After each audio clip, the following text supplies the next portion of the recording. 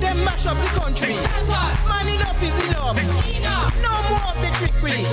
Them fool us enough. They don't care nothing about me. Only friend and family. The nation is balling. We can't take it no more. Please deliver away. Please deliver away. Please deliver away. Hear this humble plea. Please deliver away. Please deliver away. Please deliver away. Hear this humble plea. From the disrespect, juvenile rudeness, abuse and contempt, and despitefulness. Please deliver me. Hear this humble plea. You beat me to the rescue, 'cause it's about you. You beat me to the rescue. It's all about you. You beat me to the rescue. It's all about you. You beat me to the rescue. It's all about you. Oh my Antigua, oh my Barbuda, Please, Jesus, please. Please deliver me from this evil party. oh my Antigua, oh my Barbuda, Please, Jesus, please. Please deliver me. Hear this humble plea. from shameful scandals and shenanigans, lies and bribery and vulgarity. Please deliver me. Hear this humble plea. Them sell off the country. Them a kill us with dead. No land for the poor man. But look on land scam. Sold back into slavery. Them foot pan with neck. We begging for mercy. We not take from them all. Please deliver away. Please deliver away. Please deliver away. Hear this humble plea. Please deliver away. Please deliver away. Please deliver away. Hear this humble plea. Beat me to the rescue, 'cause it's about you. You beat me to the rescue. It's all about you. You beat me to the rescue. It's all about you. You beat me to the rescue. It's all about you. oh my Antigua, oh my Barbuda, Please, Jesus, please. Please deliver me. Hear this humble plea. oh my Antigua.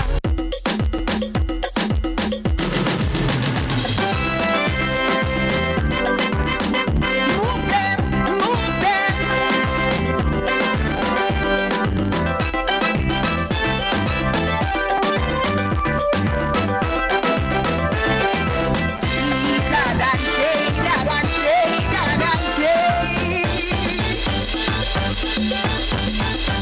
Every 5 years, we give a set of politician the mandate to govern this Soviet land. But it seems to me, once they get the position, they forget the electorate and think that they are got some mistake. Once the brown family make money, to hell with the poor and the needy. No, no, no, no, that can't be right. Once the CIP money is flowing well, black people future can go to hell. No, no, no, no, that can't be right. They have a price on everything and on everyone. To them we are all disposable, so clearly they value none. This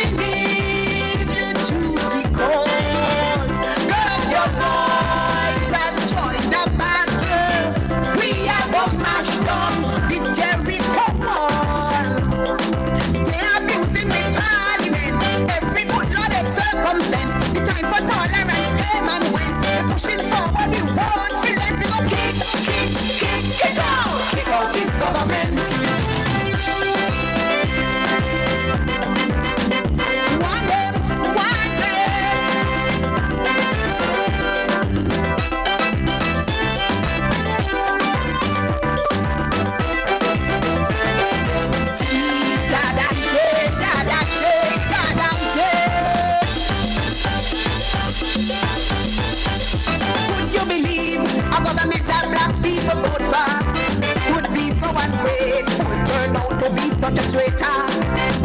Now they get power, black people interest no matter. They only serve the interest of the foreign investor. The end result of that plan is to put everything in foreign hand. No, we not follow it. CIP is a strategy to take every damn thing from our way. My forefather left this for me. They are a scourge and a blight upon this country. It's time to join the family at the People's Cooperative Credit Union Limited. We offer savings accounts, deposits, fixed deposits, loans, among other related services. You can even become a shareholder by purchasing a minimum of 50 shares at $5 per share. Membership is super easy and convenient. Just visit our newly opened credit union building on Upper Newgate Street, Monday to Fridays, 8:30 a.m. to 2 p.m. with proof of ID and address, along with $15 to cover registration and passbook, and you'll be set and on your way. For further information, call 462-8888 or 727-2285. People's Cooperative Credit Union Limited. Today, tomorrow, together. New, refreshing, interactive, and a whole new vibe. It's the new season of the Captain's Corner with Harold Lovell, political leader of the United Progressive Party. A refreshing and interactive program highlighting current issues affecting everyone in Antigua and Barbuda. Join us via social media forums and be a part of the conversation. It's the Captain's Corner, bringing light and truth. Q. Good evening and welcome to another edition of the Captain's Corner. I'm Sean Nicholas, your host, and I have with me the Captain, Harold Lovell. Good evening to you. Good evening, sir. good evening. And how are you? I am in good fighting form and good shape. Good fighting form, good shape. Oh, yes. And we want to say a very special welcome for the first half hour or so of tonight's program to Brother Anthony Smith. Yes, good evening. Good evening to all. Good evening to all our listeners, and good evening to my lovely people of All Saints West. I just want to say to them I love them and I'm there for them. And I just also want to say thank you to the both of you for having me on air tonight. It's not something that I take lightly, and I really appreciate it. I also have to big you guys up as well for the wonderful job that you've been doing with the Captain's Corner. I can tell you on a weekly basis, I'm hearing more and more persons say that they're tuning in to hear our policies, and they're also happy to see that the captain is on, batting against all the propaganda that is spreading out there. So just to commend you guys again on the wonderful job that you've been doing.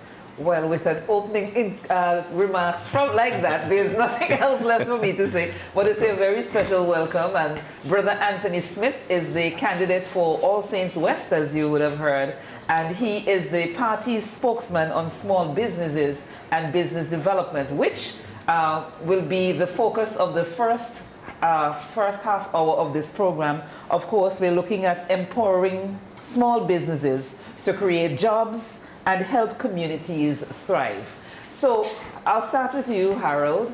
The party's thrust going forward, entrepreneurship, small business development. Let's start with you. What do you envision as party leader? Yeah. We see one of the main problems in Antigua at the moment is getting meaningful jobs, meaningful employment for our people. That is critical. Not just jobs, but meaningful, well-paying jobs. And that means then that we have to move away from the traditional concept where you're just going to go and look at work from somebody. We want to be able to create opportunities.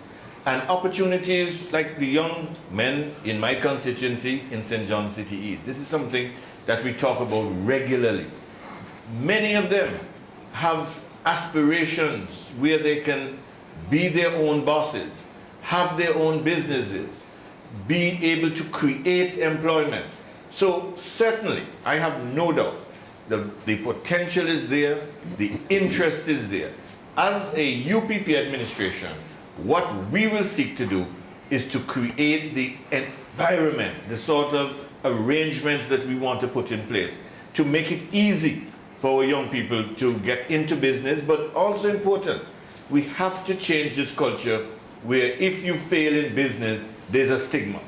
And you feel as though, well, you know, you tried it once, it didn't work. No, entrepreneurship is about risk.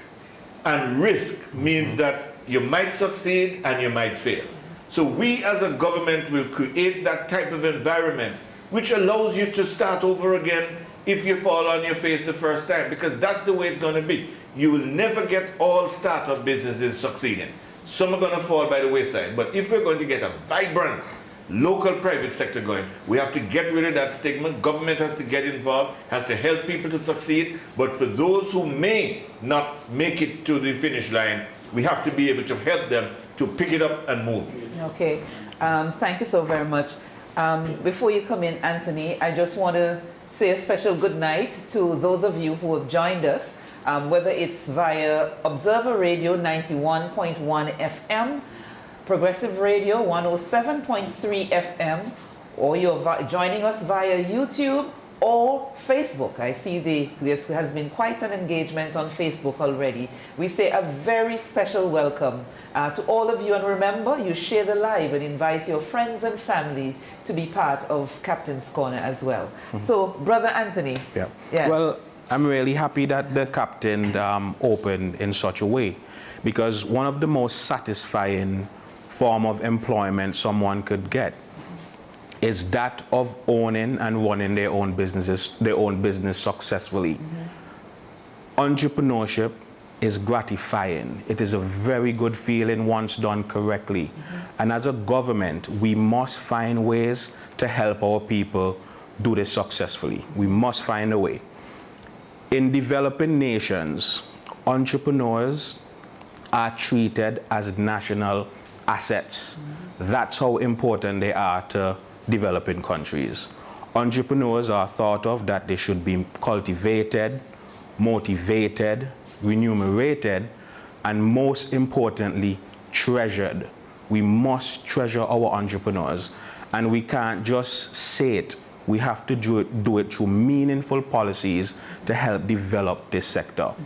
I want for us to go on to talk about meaningful policies in a little bit. Correct. But you yourself, you're an entrepreneur. Let's get personal. What has been your experience as an entrepreneur in Antigua and Barbuda? Some of the challenges that you have to overcome and look forward. Where is it you see that this entrepreneurship will take us? Well, one of the things where I would say I was very fortunate, I was fortunate enough to grow up in an entrepreneurship culture. My grandmother was an entrepreneur in many different ways. My father was an entrepreneur, and I started as an entrepreneur at a very early age. I was still in secondary school when I started. Me and my best friend, we're the same age. He as well was fortunate. His father is an entrepreneur.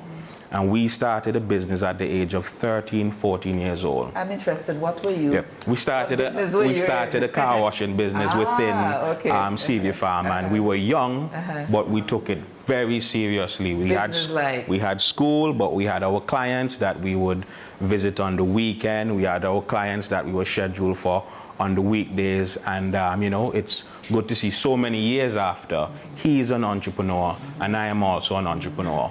So one of the things that I think we need to focus on here is setting a culture of entrepreneurs from a very early age. It needs to start from within at a primary school level through secondary schools, and we help to nurture and develop our people along that line.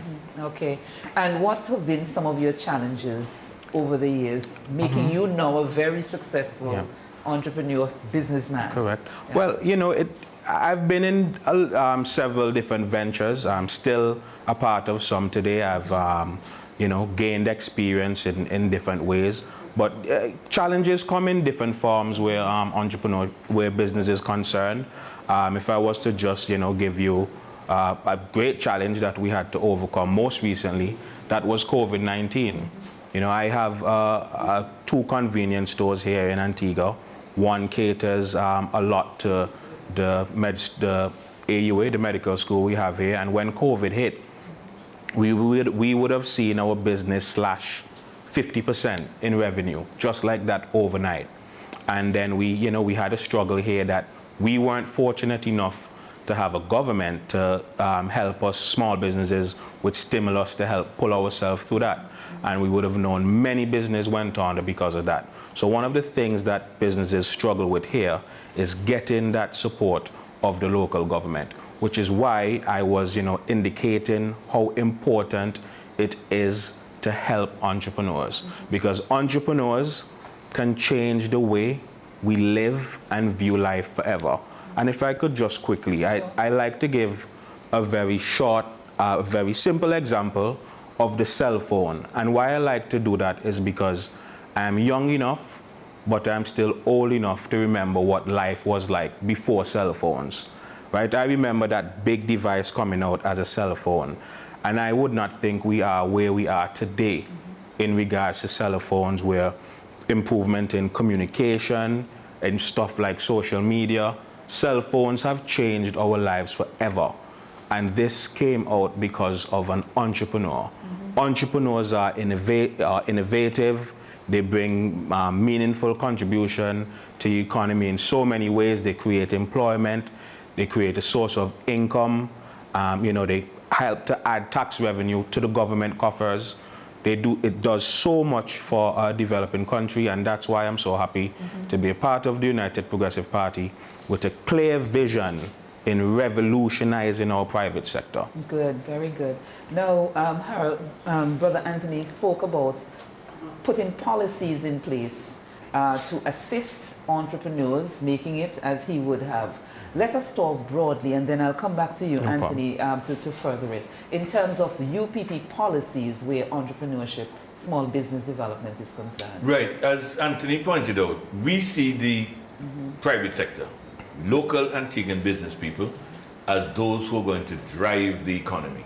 And so we have to have the necessary policies in order to make sure that we get our people involved. Now, I mentioned in my community, there's a young lady who is now doing oatmeal cookies, doing a fantastic job. They're tasty, they're well done, they're packaged well. Now, my dream would be to see her go to the next level, to open up export avenues for her, so that her cookies will not only be on the counters or the shelves or maybe a few small businesses around St. John's, but we can get her into the supermarkets. Then eventually you go to St. Kitts, Dominica, Montserrat, and you see her products there. And begin to see the OECS as your first market, not just Antigua. As a UPP administration, we must completely change the function of the Ministry of Trade and Commerce, so that the Ministry of Trade must be out there looking for opportunities for our young entrepreneurs and entrepreneurs generally, mainly in how we begin to get our products into those markets. I know of another young lady, she doesn't do cookies, she does local confectionery. The fudge, the sugar cake, all of those type of things, the peppermint sticks. Again, these are the type of products that in Bronx, in Brooklyn, these will sell. But I was speaking to someone recently who was explaining to me how difficult it is just to get anything at all done, that they were trying to set up their business so that they could sell to other islands, and the amount of, or the number of hurdles that they have to cross just to get their product out and to satisfy some of the regulatory requirements to enter other markets.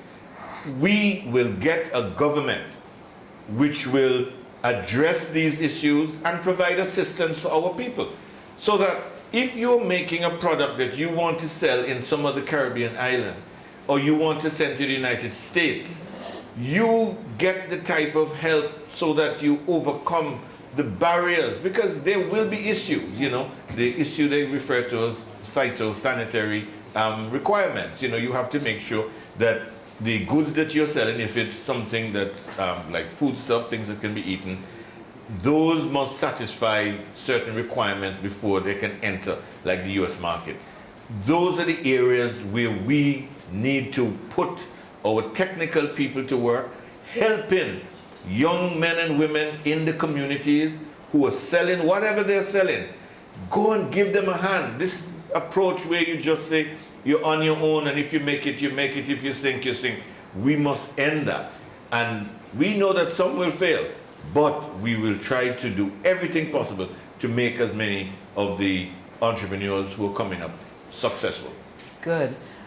Giving them a lending hand. I like that line. Perhaps you could pick up from there. Giving that leg up or hands up to our young entrepreneurs. Correct. Well, in regards to giving them the leg up, giving them that help, this is where policies comes into play. And one of the things that we definitely need to focus on is bringing a business incubator, a national business incubator to Antigua and Barbuda. Something, an organization that is there to help support small businesses, help to fund small businesses, help to mentor, help to market, help to teach them their accounting, help to grow them, help to make them survive. It is critical for the development of businesses in these countries.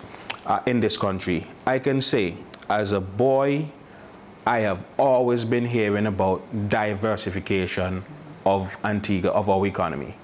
And business development is going to be one of the ways to diversify our economy. And COVID should have taught us the importance of focusing on diversifying our economy, right?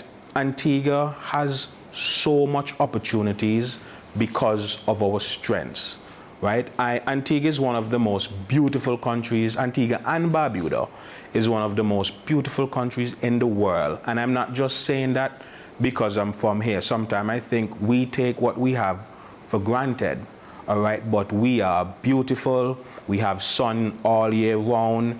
We're strategically located in the Caribbean. We have a fairly skilled and educated workforce. We have so much happening for us here in Antigua, and we have so much opportunities that we're not tapping into. For instance, I mean, we here in Antigua, we consume 95% of what we import 95% of what we consume here in Antigua and Barbuda. And that leaves us with a wide opportunity to build more, to become more self-sufficient in so many ways. So again, it creates opportunities for us in agriculture, in manufacturing. We have opportunities in more financial services. We have so many opportunities that we can tap into here. But again, we need a government that is innovative, that is prioritizing entrepreneurs, and that is prioritizing the interests of the people and not self-interest. Because that is a critical part of what holds our country back. You know, when you think about something, as you know, we think about something like the e-books, which would have, you know, the e-books took over $70 million from the coffers of this country. Could you imagine what $70 million would do for our business sector, to help to develop our business sector? So there's so many opportunities for us to tap into, and as a united Progressive Party government, that is going to be our focus. We want transformational leadership where business development is concerned. I think what I'm hearing you saying then is for a UPP administration to create more or less a pro-business environment for these small businesses to grow. Correct. Yeah? Small businesses and also existing businesses, yes. Right? Because we have to find some of the businesses that we have here and help them to get to that next level.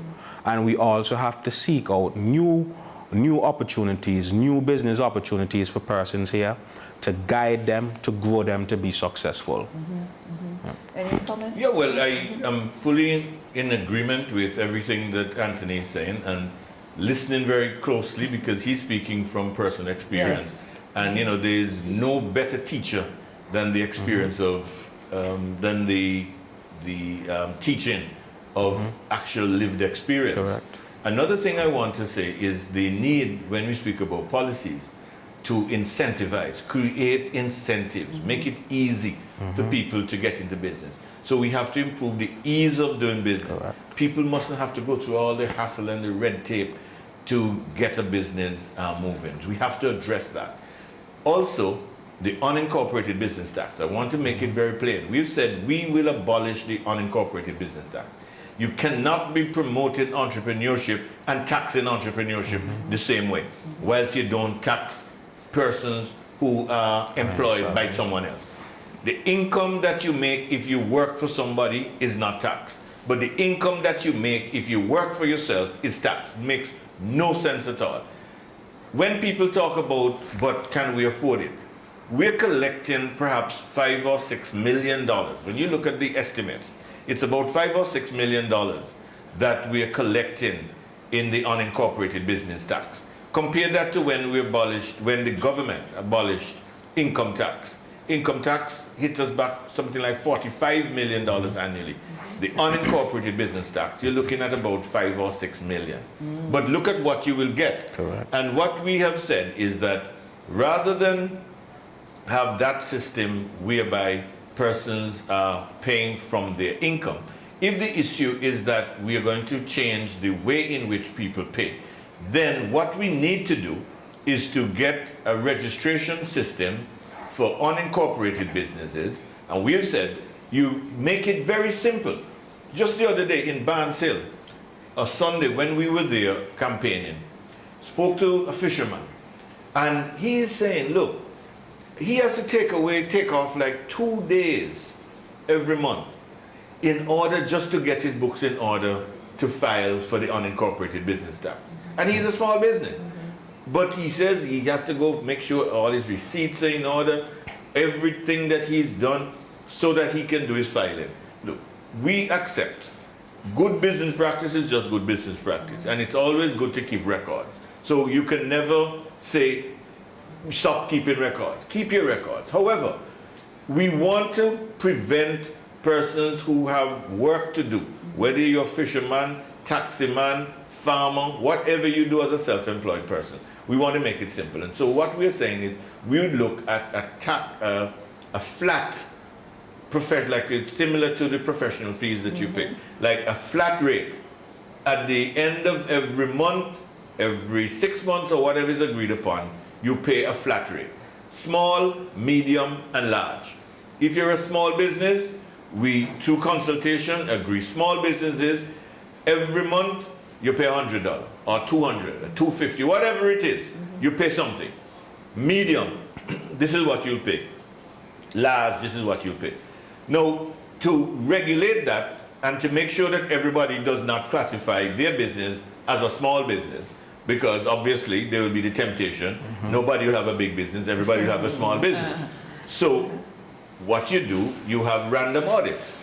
So you will go and you will audit a business place just to make sure that everybody is keeping in line. And you make it simple. Yes. So that rather than have the atmosphere of people dodging from paying a tax, people will know and they can plan, because they know at the end of every month, this is what I have to pay.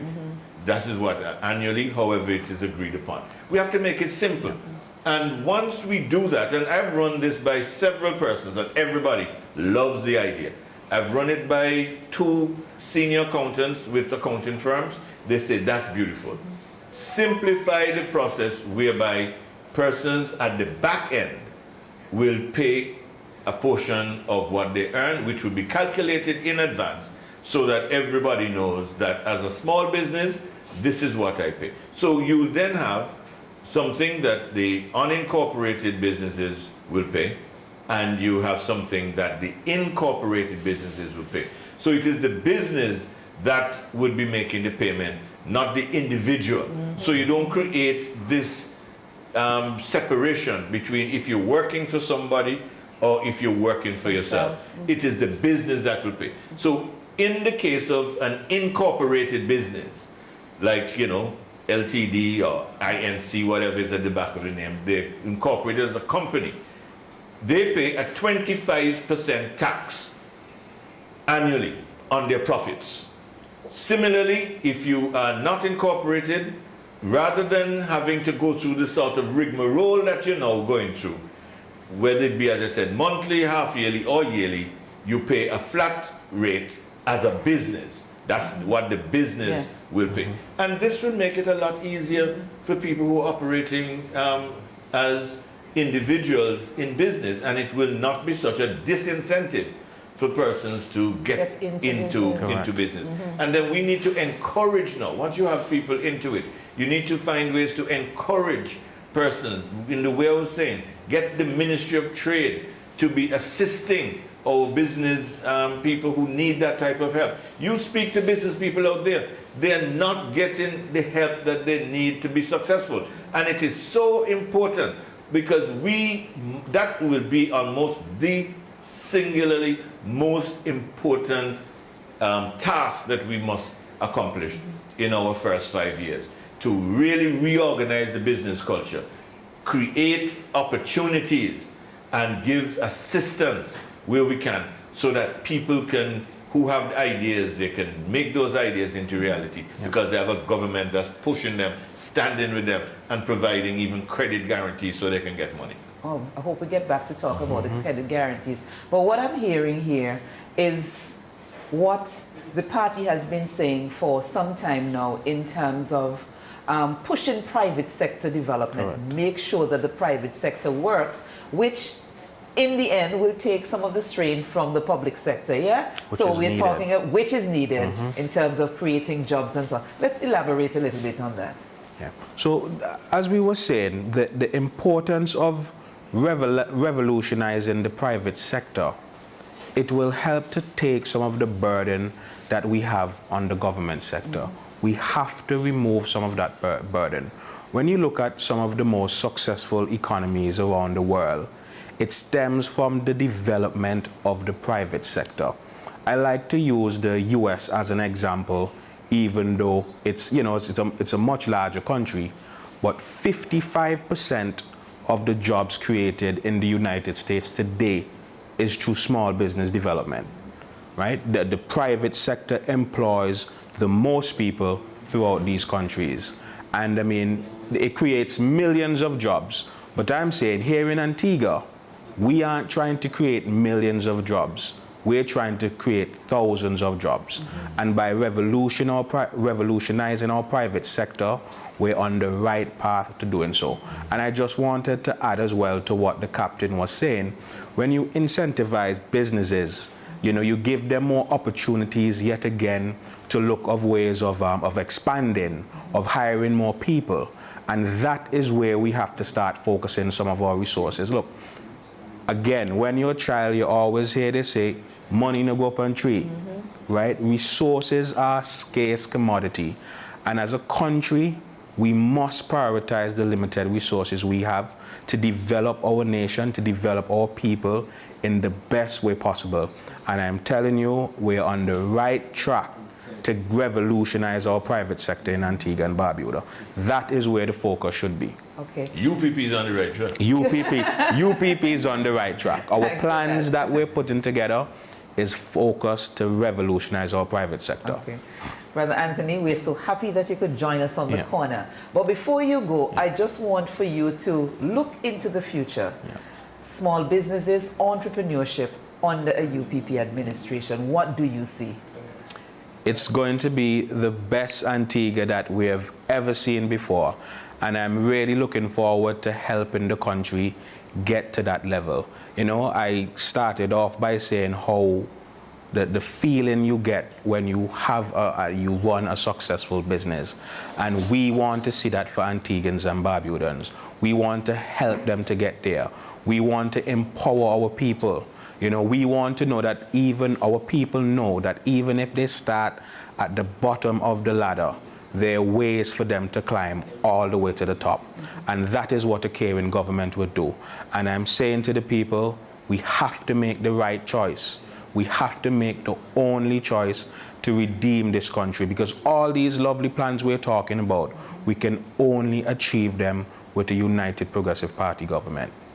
Brother Anthony Smith, thank you so very much. You've been listening to Brother Anthony Smith, who is the candidate for All Saints West. Anthony Smith Jr., Correct. let me get it right. Anthony Smith Sr. might be watching. Yes, Right. I'm sure he is. Good night. And you're also the party's spokesman on small businesses and business development. Thank you so very much. And thank you so much for having me. I really appreciated my time here with you guys tonight. Good, good. All right, and to my people again of All Saints West, I love you dearly. I love you dearly, and I'm always there for you. Thank you. Thank you, everyone, for listening. And just before you go, but you don't have to respond, someone from All Saints West is asking for a town hall meeting in the constituency. So thanks for that Facebook post. But we're going to take a short break, and then we'll be right back with more on Captain's Corner. Good, good. I was born in Antigua, but went to school in the U.S. My mom was a security guard at Public Works for years. My dad burnt coal out in New Winthrops, near Lamberts. And my grandmother was a teacher at Green Bay School. I've had to return home to help them because the ABLP government won't pay their pensions and Social Security on time. This ABLP government doesn't see the effects of the cost of living on senior citizens in this country. Well, my folks have a voice, and they have made their choice. The United Progressive Party is the right choice for their future and their legacy.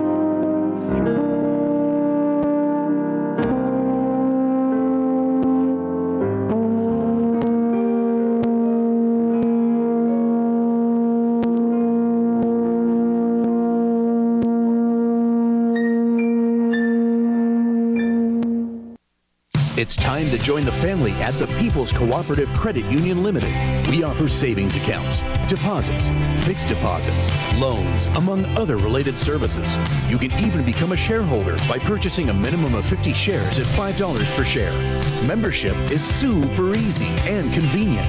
Just visit our newly opened credit union building on Upper Newgate Street, Monday to Fridays, 8:30 a.m. to 2 p.m. with proof of ID and address, along with $15 to cover registration and passbook, and you'll be set and on your way. For further information, call 462-8888 or 727-2285. People's Cooperative Credit Union Limited. Today, tomorrow, together.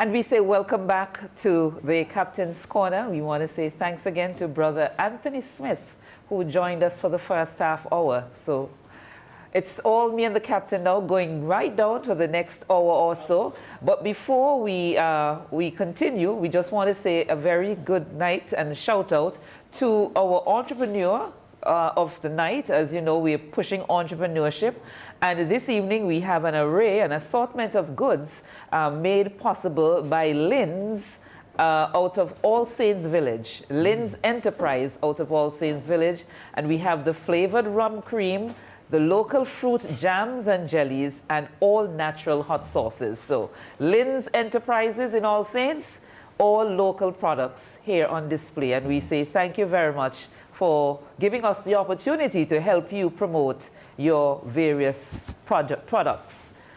And remember, if you wish to get in touch with us, you can do so via Facebook or via our WhatsApp, which is, the number is 268-789-1073. That's 789, of course, 268 area code, 789-1073.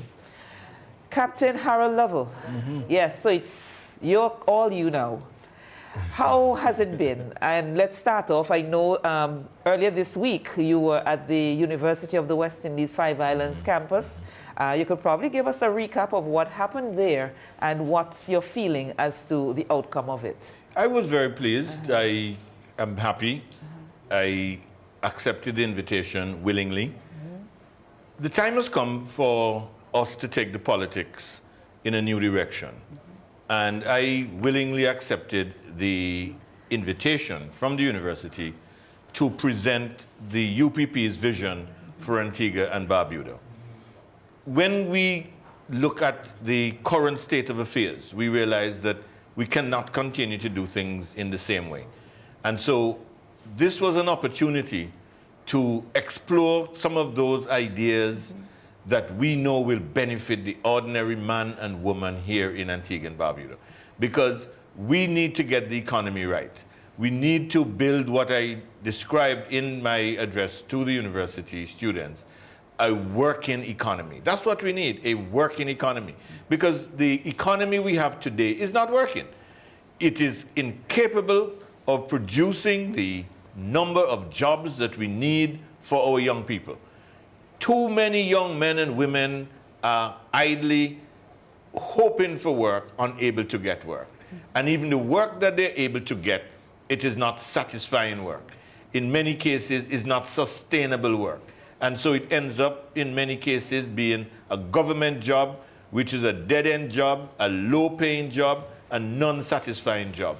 So these are things we have to look to change. And so we've looked at various sectors that we would want to stimulate. We understand that tourism, as we all understand it, tourism is going to continue to be the driving force in our economy. But we have to find ways to link agriculture to tourism, fishing to tourism, information technology by creating new products, app development, software development, all of these things, so that they become part of the whole package that's linked to tourism. That's the way we need to go.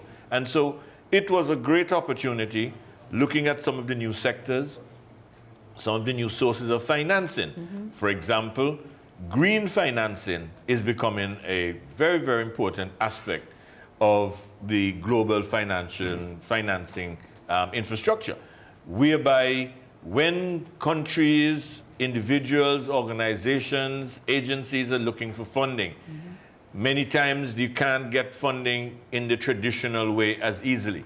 And so you now realize that because of climate change, green financing is becoming quite important. And so we believe that we need to look at what we have. And as a small island developing state, we have what some people would call ecological assets.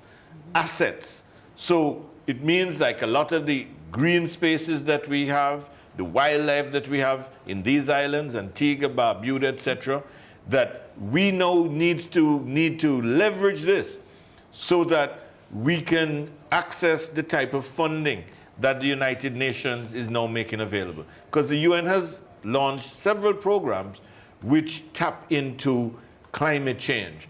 We have been doing a fair job. I mean, I have to give it to, for example, Dan Blacklane. But what we need is a more structured support system so that it's not so much the Department of Environment on their own going and trying their best, but rather a whole structure that comes behind it and looking to develop new products and new opportunities that come with climate change. One area, for example, that people talk about is resilience insurance, whereby you now look at the risk that is posed by climate change, and let's see how we can get into that market for insurance and reinsurance in respect of risks like hurricanes, floods, and so on that are associated with climate change. So that's one area that we have to look very seriously at, because there are new opportunities that come with climate change and with the new technologies that are changing almost on a daily basis. We need to get our people into that type of training. For example, when we had the GATE program, so that everyone becomes computer literate, not just to be able to turn on the computer, but to use it functionally, whether it be for employment or otherwise, and to simplify methods of paying taxes and doing things in a modern way, incorporating businesses. So these are the things that we're talking about with respect to a new business culture. Easier way to do business, cheaper way to do business, quicker way to do business, to make Antigua the business capital of the Caribbean. We want Antigua to be the business capital of the Caribbean, the entertainment capital of the Caribbean. When we speak of entertainment as one of those sectors that we've had with us all the time, but has been neglected, the time has come when we need a serious approach to the entertainment sector. So we say we would abolish the entertainment tax. Why would we abolish the entertainment tax? Because it's not worth the hassle. The amount of hassle that you put promoters through and people who organize functions, entertainment functions, and in the end, when you look at the estimates, we are not even pulling in $1 million annually from the entertainment tax. So the hassle that you give our promoters and the entertainment producers, it's not worth it. Rather, again, as I indicated earlier, what we should seek to do is to encourage our promoters to have successful entertainment events, because we know the spin-offs. The spin-offs with respect to other businesses, whether it be the hairdresser, the barber, the people who sell clothes, the people who do nails, the people who provide taxi services, rent-a-car services, the people who provide tents and stages, and those who are in the business of promoting the actual entertainers, the local entertainers. They also make money, the promoters make money. It is a sector that we cannot just take for granted and treat as a secondary sector. Right. We need to move this up as a primary sector and also build that linkage with tourism, getting more entertainment into the tourism sector at all levels, whether it's cruise passengers, stayover passengers, and as a whole, more entertainment in the city of St. John's itself. So what I'm hearing from you, your presentation to the students at UE and the public at large, because it was also done virtually, was to show or to position the UPP with or the plans of the UPP if it were to take government and the direction in which you hope to take Antigua and Barbuda. Absolutely, Yeah. and to contrast it with the fairy tale economics of this government and Gaston Brown, with the policies that just do not work. And so we have made a clear distinction between fairy tale economics and economics based on facts, based on development, based on actually creating work for people. What we have has not worked. This administration, they have put on the table a number of projects, none of which have come off the ground. Why? Because they do not know how to make the projects that they have advertised, where persons would have indicated that they want to do business in Antigua, but some 28 of these persons ran away. I mean, they came, said they wanted to invest in Antigua, but something in our system with this government is not working. And so people come, say they want to invest, and then nothing happens. We need to change that so that we can convert the investment into actual bricks and mortar. You look at what we were able to do when we were in government. When we were in government, and we must never shy away from saying that we did that. Yes. During our 10 years, Sandals was built, Veranda was built, Hermitage was built, Sugar Ridge was built, Nonsuch Bay, and I'm sure I left out at least one. The fact is, we were able to convert. We were able to get the job done. I'm happy that you went there, because I had a chance to listen to the Prime Minister's address, the national address for our National Independence Celebration. And in my estimation, it was a partisan political campaign speech as we celebrated our 41st anniversary of independence. And one of the things, of the many things that he said about contrasting the UPP with the now Antigua Labour Party, is that a lot of things were not done under the UPP. I'll give you the opportunity. No, now I'm to sorry, respond. I don't have the book of achievements with me. But what I heard the Prime Minister say, he sounded like a deranged fool. He sounded like an idiot. He was packed with lies from beginning to end. This is a man who would stand up and take credit for the airport. The airport that was built by the UPP, and he's taking credit for that. That it went to the opening ceremony. Oh, I'm telling you. And he is packing his speech saying that we sent home hundreds of people. In fact, he said 10,000. I mean, this man is a brass-faced, brazen-faced liar. My goodness, look, he has to go into the Guinness Book of Records as the most shameless liar ever to have occupied the office of Prime Minister anywhere in the Caribbean. Gaston Brown is the world's greatest liar. I don't think he has any competition. You know the song by Nelson about You Hear Lion So? Yes, and yes. they had one from Tobago and another one from here and here and so. Man, I tell you, if he went in, I'm sure he would have won the prize. It is shameful the way he came there, paraded all those lies. But you know, when a leader is forced to rely on lying, brazenly lying to the people, it shows that he cannot rely on his own You're record actually getting a of copy achievements. of the Book of Achievements.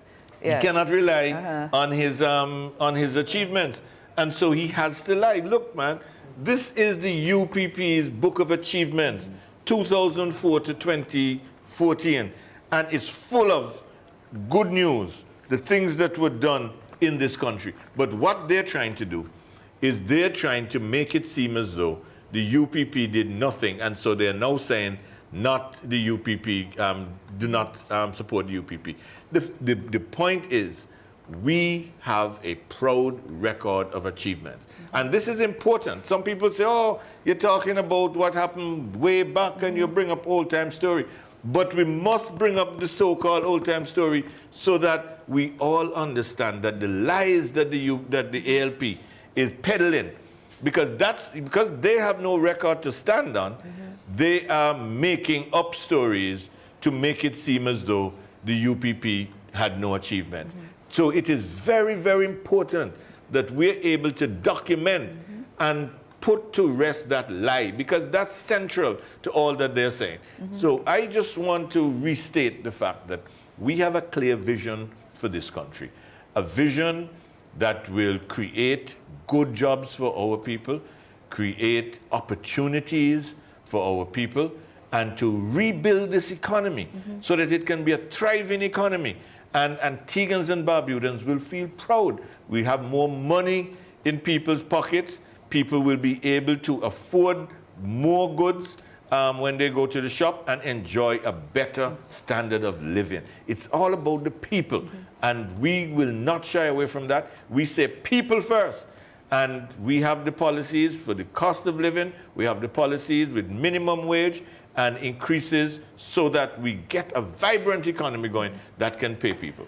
Okay, but I want to get your reaction as well to the presentation. We're talking about a national address by the Prime Minister of Antigua and Barbuda on the occasion of our anniversary independence.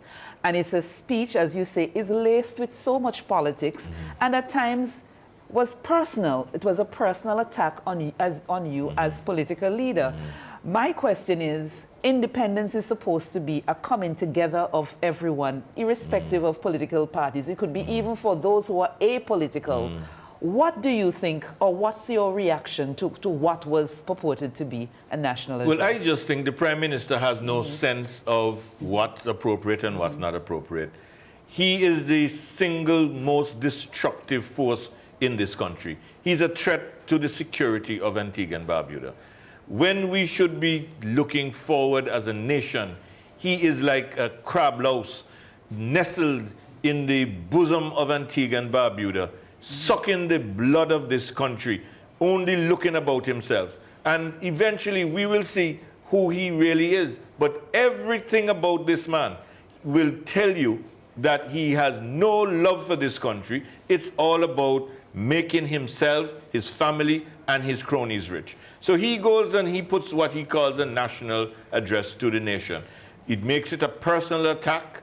It's laced with lies. It's something that he is completely at sea with. And as far as I'm concerned, he is completely unfit to run the affairs of this nation. Completely unfit to run the affairs of this nation. And the sooner we get rid of this crab louse who's nestled in the bosom of this nation, the better it will be for all of us. One of the highlights that they would want to put forward for this week was the arrival of the much talked about Antigua Airways. I would love to hear your views on the arrival first and all that followed after. Well, I just have to laugh. That's all I can say. But we have to put the whole thing in context. Now, first of all, let's say everybody welcomes a link with the motherland. I haven't heard anybody who is against forming a link with the motherland. We know as a majority people in this country what our ancestral heritage is. Therefore, there's no issue as far as that is concerned. But what they did over the last few days is a mockery, is a puppy show, is when they say next level, is the next level bluff. That's really what it is. Next level bluff, next level ground faking, to now they come to ear faking. It is a laughing matter. It is, look, let me tell you something about this thing. First of all, as a business proposition, I would like to know who came up with this idea. They are fooling the people of Antigua, telling us that Antigua now has an airline, when all that happened was that some people in Nigeria chartered a plane from Portugal to bring some people from Nigeria to Antigua in a one-hour flight. So, the big sign that you saw saying Antigua Airways, that's what you call a decal. You know, something that you stick on. A sticker. That's what it is. Yeah. They stick it on to say Antigua Airlines.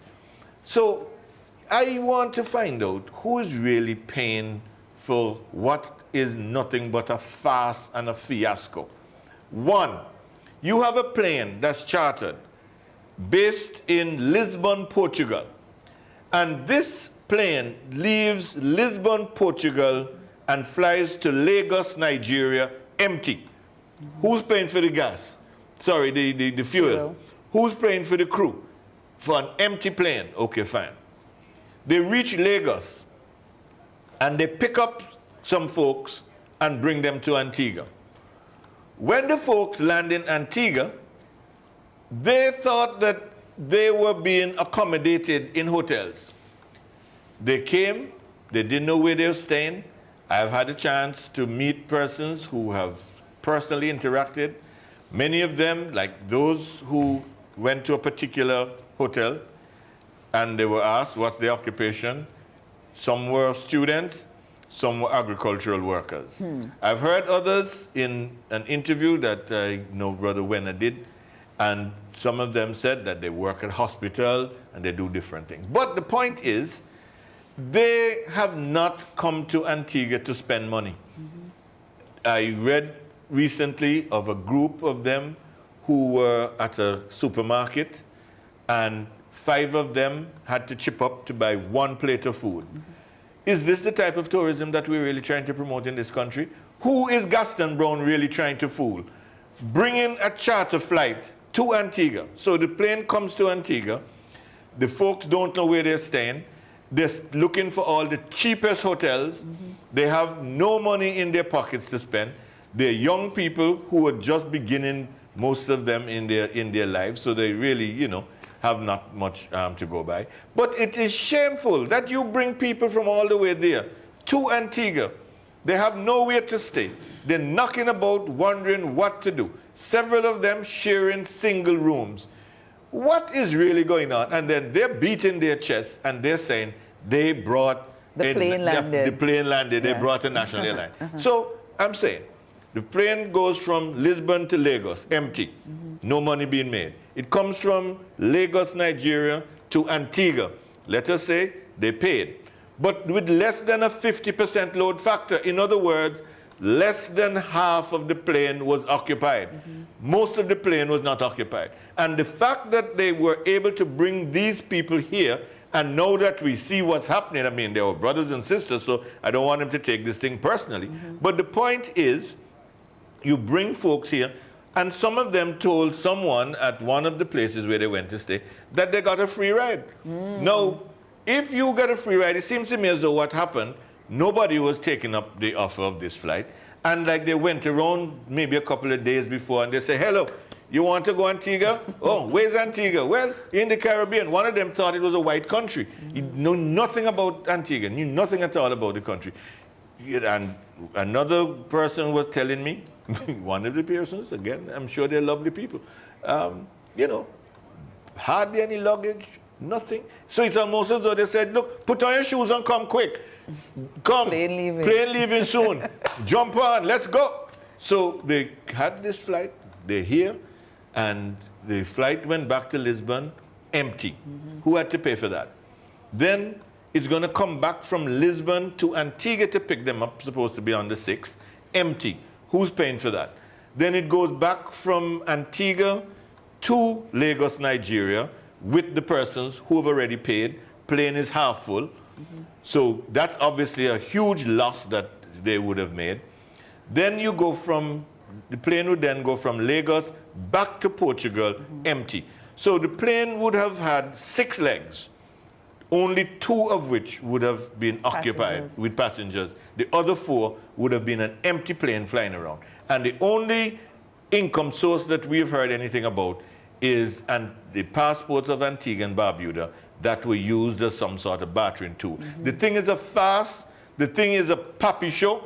They're trying to make a fool out of us, telling us about we have airline, when all that they did was charter a plane. Some folks chartered a plane out of Portugal to bring some folks, put on a sticker that says Antigua Airways. By the time it got back to Portugal, they would have taken off the sticker. If you speak to folks who work in the United States, it's something that's commonly done for charters.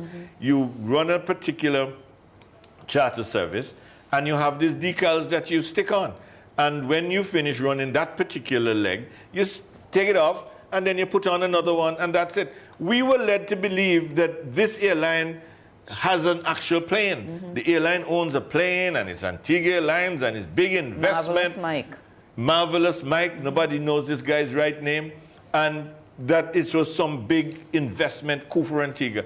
It is nothing but a big farce to fool people, just as they ran out of further groundbreakings that they could do. They've now come with the equivalent as far as the airline industry is concerned. But this confirms the many doubts that persons had before the plane came as to what was the real reason of that aircraft coming into Antigua. Well, that's what a lot of people want to know.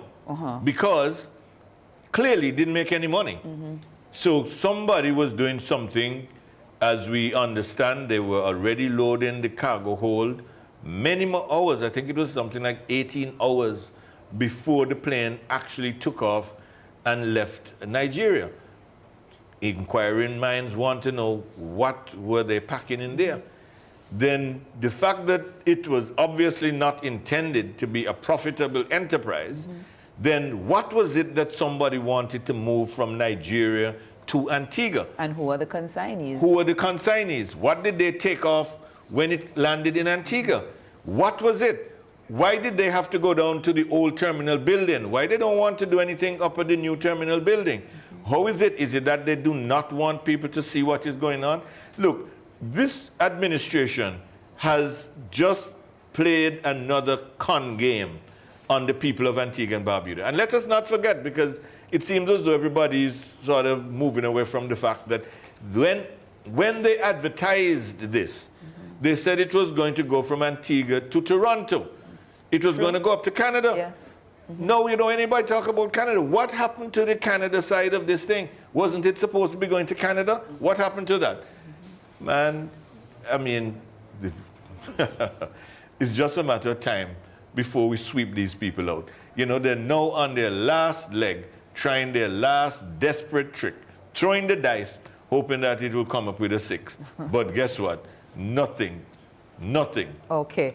We're going to take another commercial break. And after the break, we will entertain your questions, whether it be via Facebook or WhatsApp.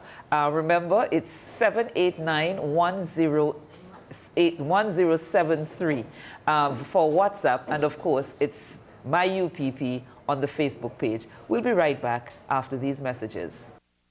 In 2014, The ABLP promised us water within 14 days. 8 years. We're still waiting for at least a trickle in our pipes. We are told we can get water to take at least a shower a day. But what about drinking, cooking, cleaning? Water is essential for living. Tell this government that we want water, and we want it now.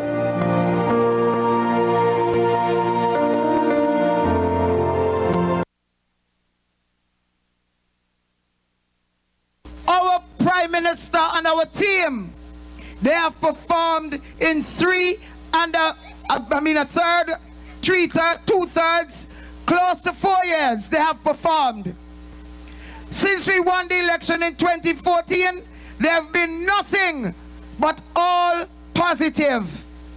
Nobody can identify one scandal. You wouldn't believe me, but if a lie asked me good friend Mackie, it was a big lying competition to see who they will crown as lying champion. Liars from all parts of the West Indies, big shot liars from all them foreign countries, from a feel about 1,000 or so entry.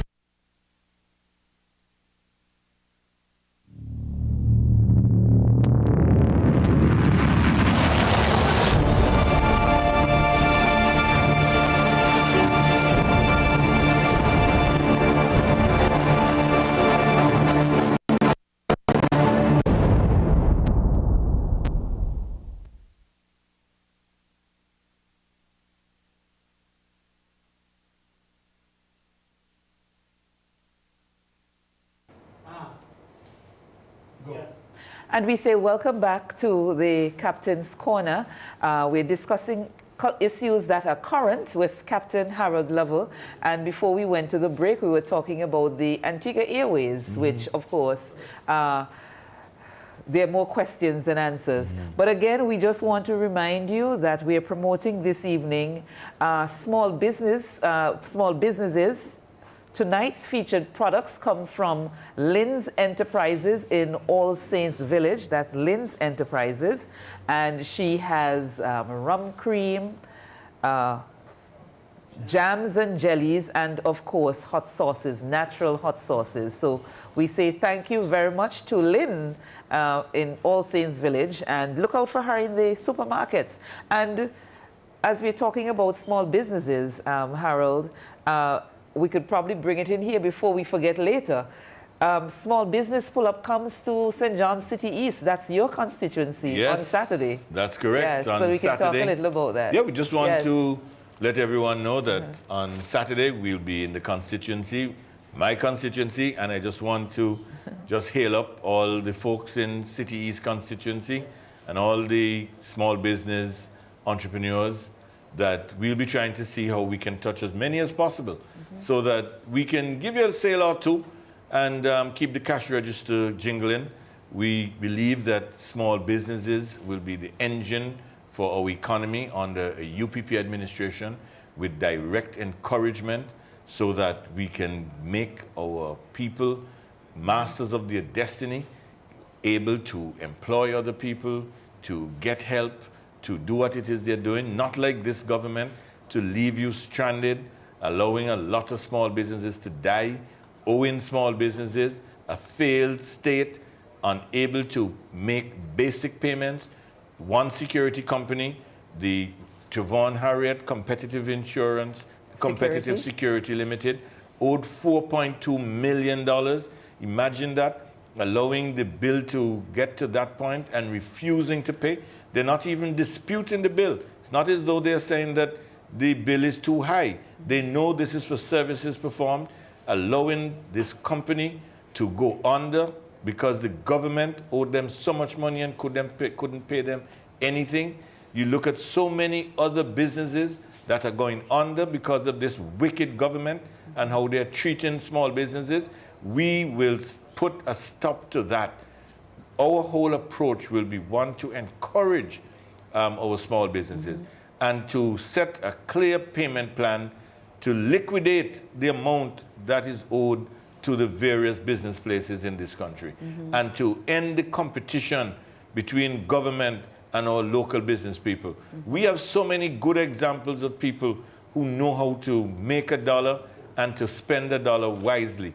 This administration, the only thing they know how to do is to waste money and to spend money on themselves to make themselves wealthy at the expense of the people of Antigua and Barbuda. Okay. We're on still with small businesses and businesses. There's a message on the WhatsApp board which says, how will the United Progressive Party administration strengthen the relationship with the Chamber of Commerce? Well, with the Chamber of Commerce, and I would say with the business community, we would want to establish regular dialogue. When I was Minister of Finance, we had quarterly meetings, and not just with the Chamber of Commerce. The Chamber of Commerce was one of the entities that we met with regularly. But certainly, we feel that that's the way to go, building a strong partnership, not only with the business community, but also with the trade unions. We're firm believers in the tripartite arrangement, the tripartite system, something that they have had in Barbados, we know for a while. And we want to get the trade unions and the business community around the table with the government so that we meet regularly, we work out policies. How will these policies affect the workers? How will these policies affect the business community? Making sure that everybody is on side. And this is how we're going to move the country forward. Build a broad social consensus, a broad understanding of what it takes to move Antigua and Barbuda forward and bring the main players to the table and meet regularly so that we speak and we act in harmony with each other. Okay, there's another question. And this is via WhatsApp, will the UPP launch a public inquiry into the August 8 Tear Gas Deliberate Act? And given the known confirmed information till date, will there be a public inquiry into the COVID-19 lockdowns and mandates as seen in several EU countries? I guess we say, ask the captain, so. Right. Well, there are two aspects. Yeah. As far as the first leg of the question is concerned, yes, we have said that it may not be a public inquiry, but certainly it will be a detailed investigation into what took place on August 8th, 2021, for certain. We believe that excessive force was used. We cannot see why there was the need to fire rubber bullets at our people, and that should not go unnoticed and untouched. Therefore, for certain, there will be a detailed investigation into what took place. As far as the COVID-19 lockdowns and mandates are concerned, I can't say that the party has taken any decision to go in this direction.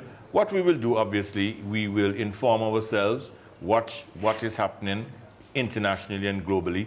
And if it is the case that decisions were taken or actions entered into which had an adverse impact and likely to have an adverse long-term impact on the health of our people or anything which clearly was not in the interest of our people, then that certainly would warrant a detailed investigation. But for now, we are limiting the investigations that we have promised to what took place on Tear Gas Sunday. I want to shift focus just for a bit and to talk a little bit of electoral politics.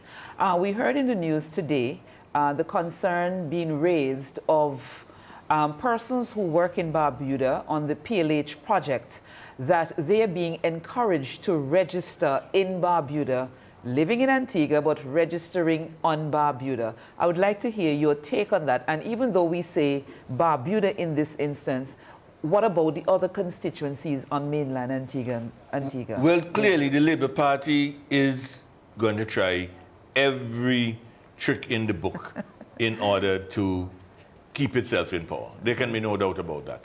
And so voter padding is a standard part of their way of operating. So we expect that. Now, thereafter, the Barbuda seat, which has proven to be a difficult seat for them to hold, especially in recent times, we know that this is something that they are actively doing. We were in contact. I was in contact recently with few senior members from the Barbuda People's Movement, and they've told me that several persons have tried to register when they do not qualify, but they were rejected. And so whatever the plan is, it doesn't seem to be going in the way that they intended, because many of the applicants have been rejected.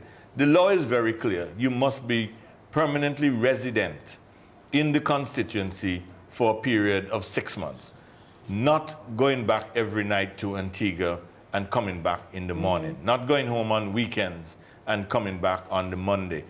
You must have your home in the place where you're registered. And many of them simply do not qualify. So I know the situation is being closely monitored, but the law must be followed to make certain that they do not engage in this voter padding, because we know that they will do anything in order to try to win this election. And at the moment, the scale is against them. And so we see the giveaways, we see the practices that they're going to try in the constituency.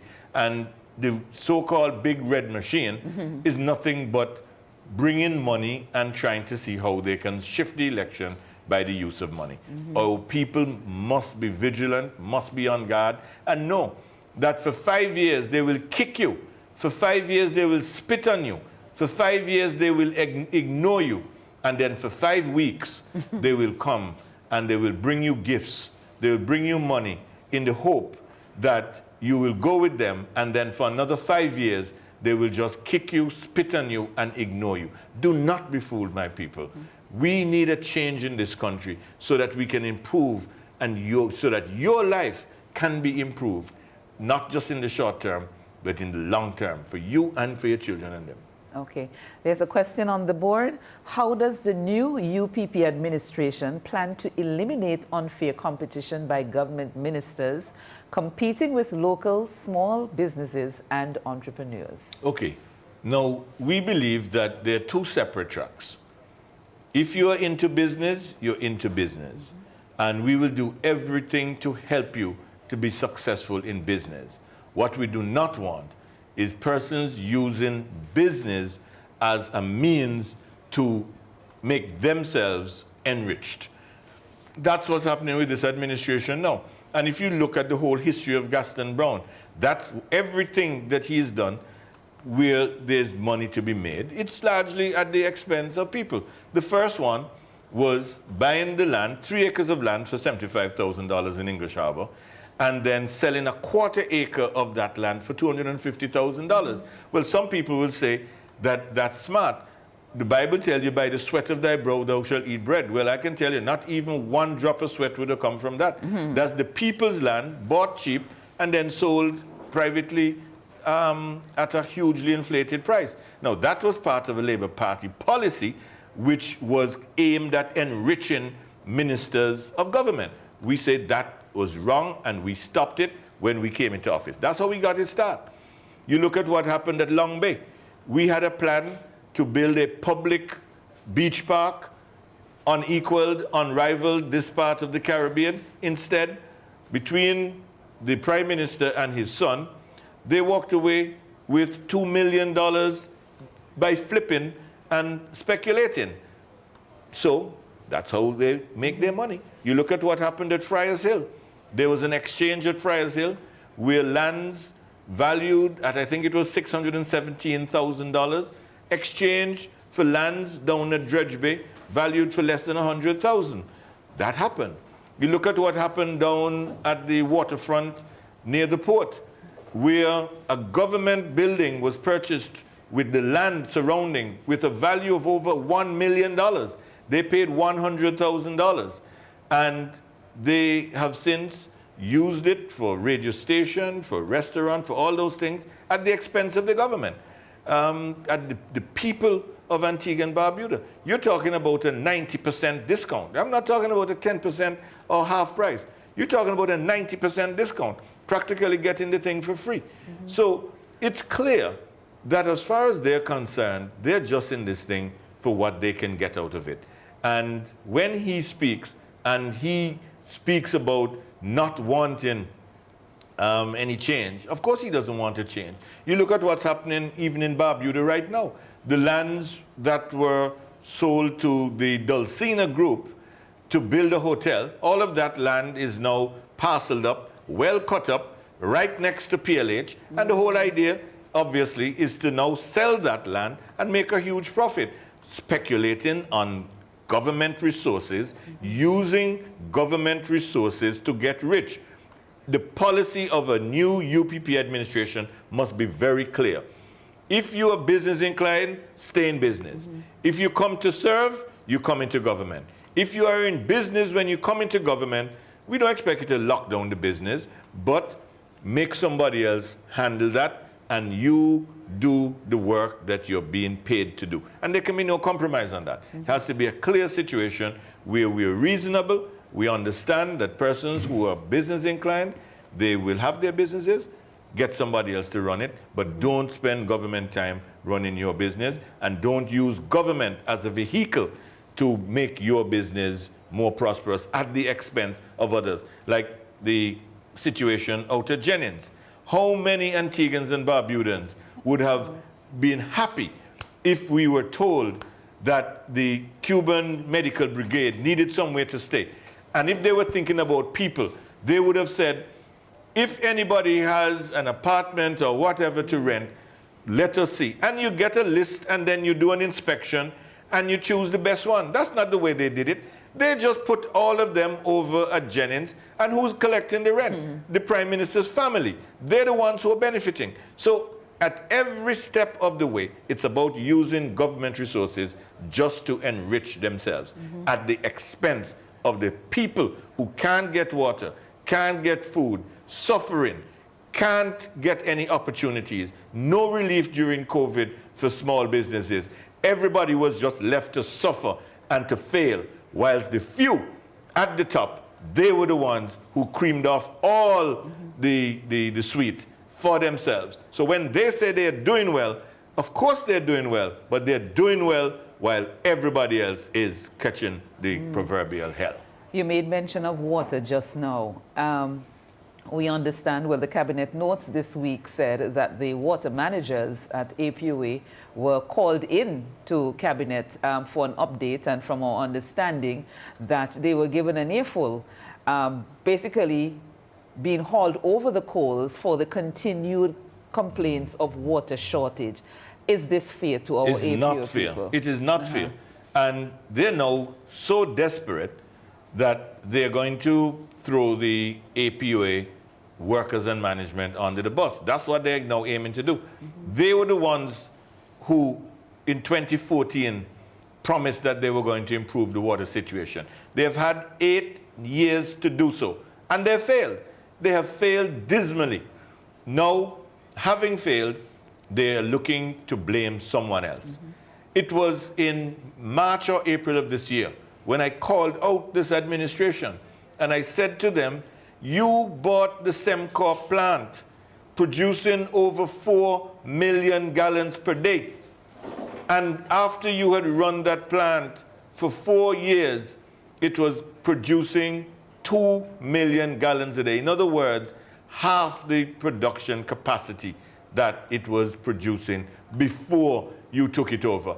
How do you explain that and blame anybody else when the money for the membranes was not being provided? How is it that as soon as I called the government out, Gaston Brown and his group of stooges, how is it that when I called them out, that they were able to find over $1 million to go and buy membranes? How they didn't know all the time that they needed to buy membranes? They are a bunch of jokers.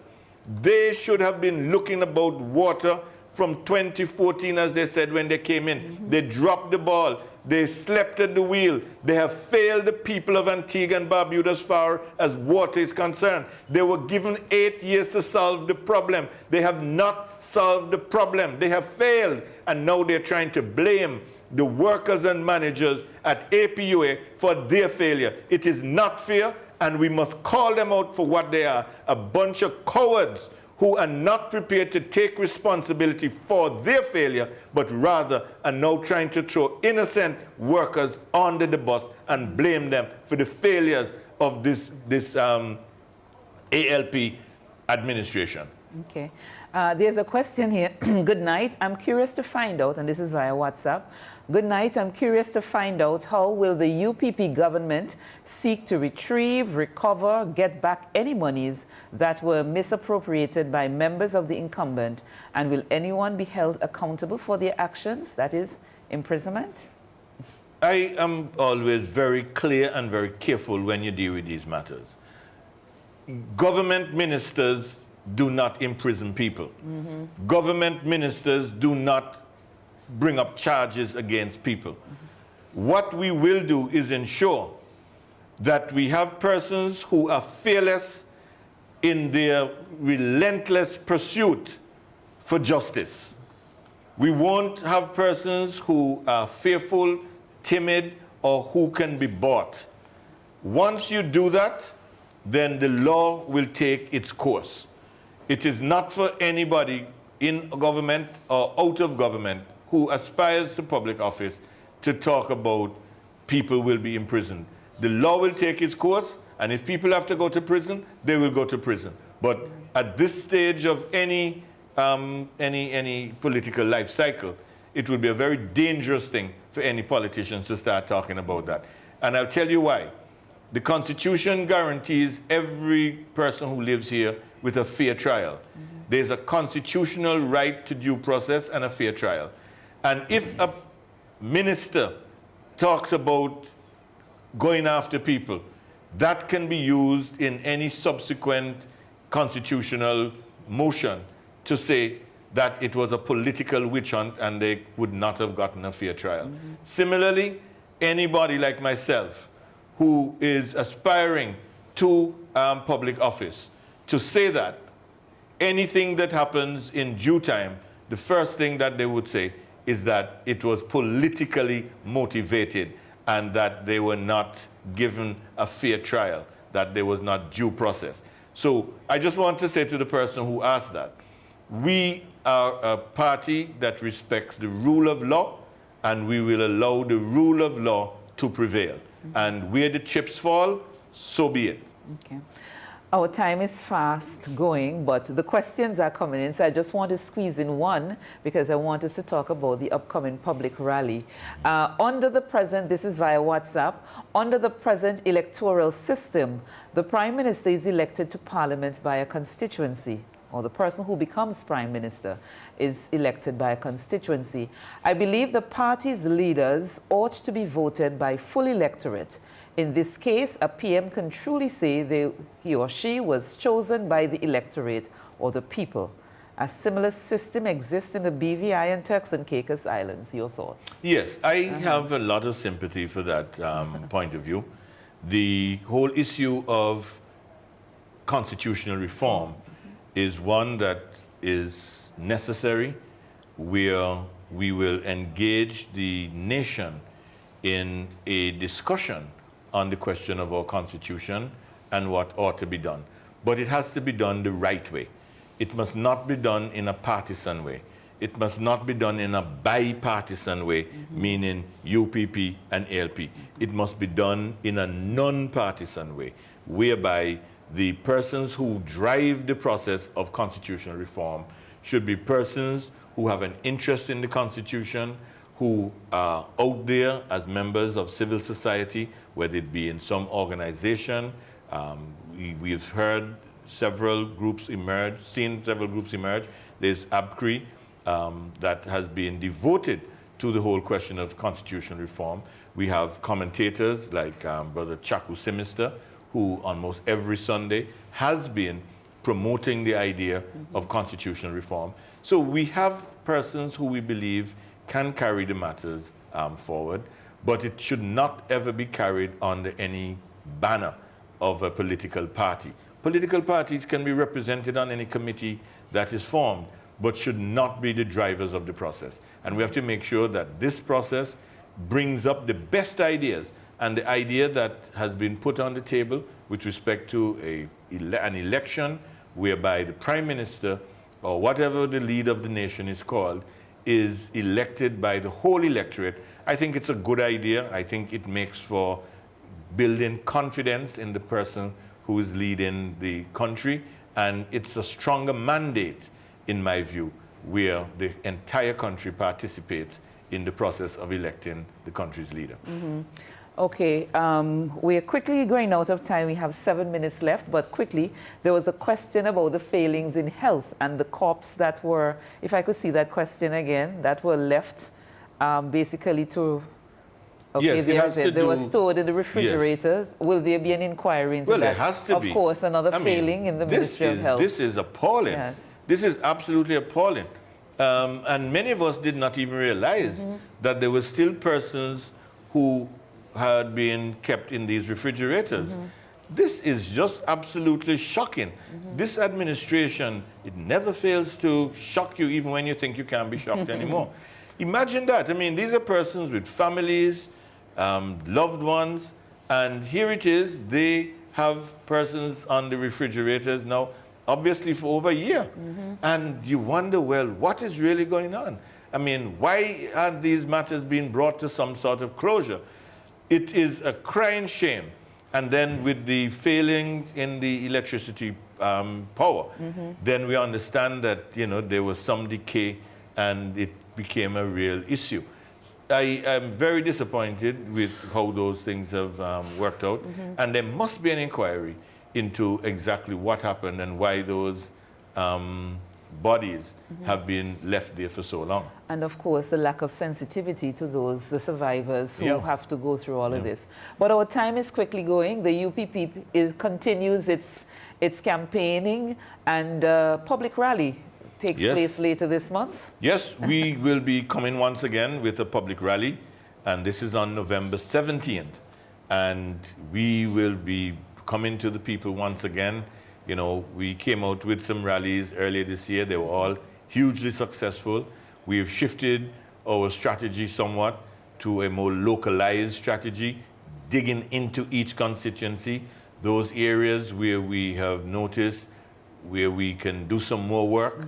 We've been digging into those areas in a localized way. That has been hugely successful. Well, now, time for us to bring on some pace. Having been using the spinners, we're now going to bring on the pacers. And so on the 17th of November, mark that date, 17th of November, the UPP, the Redeem team, will be coming at you.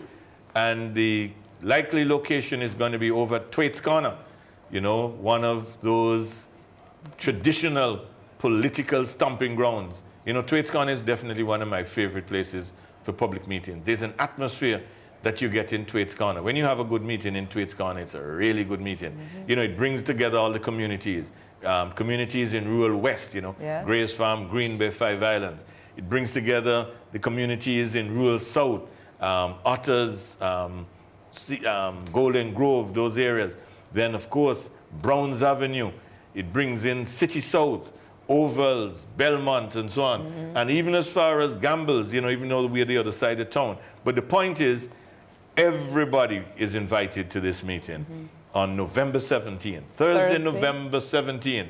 Thwaites Corner, the UPP with the Redeem team will be coming at you, firing on all cylinders. Be there. Okay. And a reminder that this Saturday, you're hosting the Business Pull-Up. Business Pull-Up in City East this Saturday.